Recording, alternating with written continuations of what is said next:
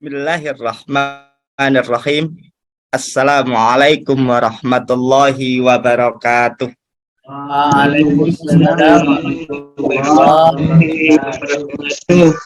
Innal hamdalillah nahmaduhu wa nasta'inuhu wa nastaghfiruh wa na'udzu billahi min syururi anfusina may yahdihillahu fala mudhillalah wa may yudlil fala hadiyalah. Asyhadu an la ilaha illallah wahdahu la syarikalah wa asyhadu anna Muhammadan abduhu wa rasuluh la nabiyya wa la rasula ba'dah. Allahumma salli wa sallim wa barik ala Muhammad wa ala alihi wa sahbihi walhamdulillahi rabbil alamin. Para asatid, para santriwan, santriwati yang mudah-mudahan dimuliakan oleh Allah. Alhamdulillahirabbil alamin. Kalimat syukur yang kita ucapkan kehadirat Allah atas segala keberkahan, kenikmatan, rahmat, hidayah yang telah Allah berikan kepada kita, sehingga kita semuanya pagi hari ini diberikan kesempatan oleh Allah untuk menyimak dan melantunkan ayat-ayat suci Al-Quran. Semoga lantunan ayat suci Al-Quran tadi atau bacaan-bacaan Al-Quran yang tadi kita baca mampu menenangkan jiwa kita, menenteramkan hati kita, dan menambah keyakinan kita kepada Allah Subhanahu wa Ta'ala. Para hadirin yang dimuliakan oleh Allah, tentu di alam raya ini atau kita di lembaga kursus Al-Quran Al-Falah yang kita pelajari adalah Al-Quran. Yang Al-Quran itu adalah bacaan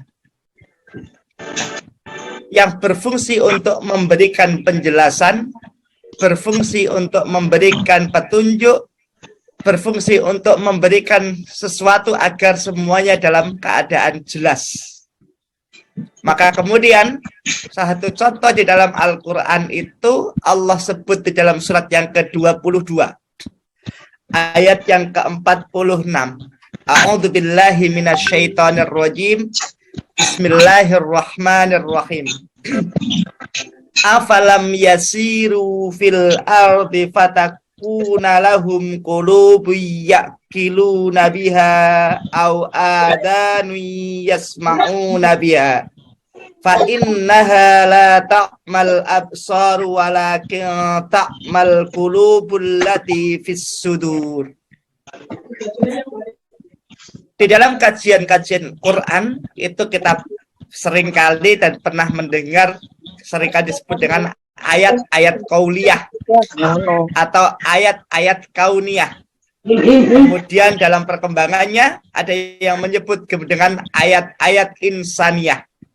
Tapi yang ketiga tidak akan saya sampaikan karena terbatasnya waktu. Nah, Al-Quran itu diturunkan oleh Allah yang perlu untuk diucapkan, dilantunkan, melantunkannya pun dengan ilmu supaya kemudian ada getaran yang tumbuh di dalam hati kita, semakin yakin dengan keesaan dari Allah Subhanahu wa Ta'ala. Kurang lebih itulah yang kemudian disebut dengan ayat qauliyah. Jadi ayat qauliyah itu adalah ayat yang tertulis, ayat yang tertera yang berjumlah sekitar 6.666 ayat itu, 114 surat, 30 juz. Itulah yang disebut dengan ayat-ayat qauliyah.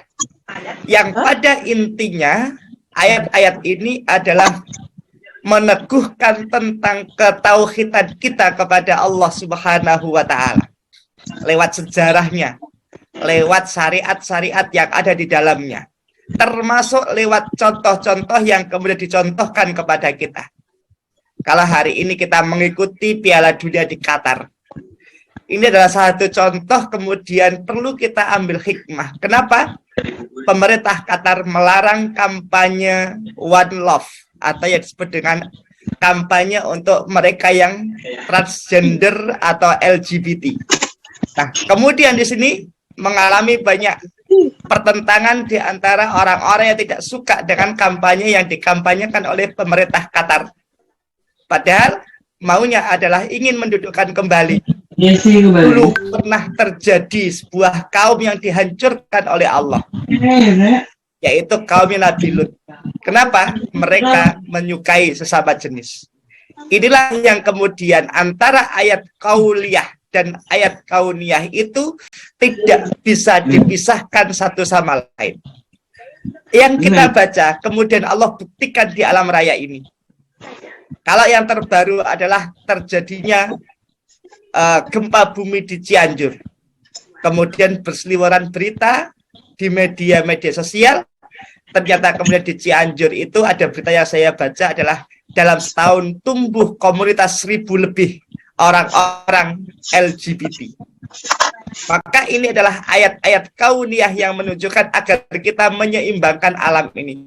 Bahwa kehidupan kita adalah kehidupan yang berpasangan. Tidak boleh tidak seimbang.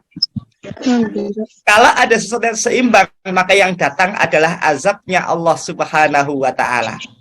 Musibah yang datang kepada kita, musibah yang datang kepada manusia adalah karena manusia meninggalkan keyakinan ia kepada Allah Subhanahu wa Ta'ala.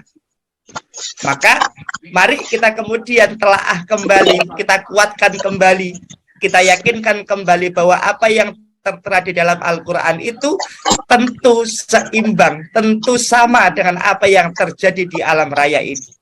Maka ayat-ayat kauniyah itu adalah sebagai pembuktian terhadap kemahabesaran dan kemahaagungan dari Allah Subhanahu wa Ta'ala. Maka di dalam ayat yang lain Allah sampaikan surat yang ke-16 ayat yang ke-89.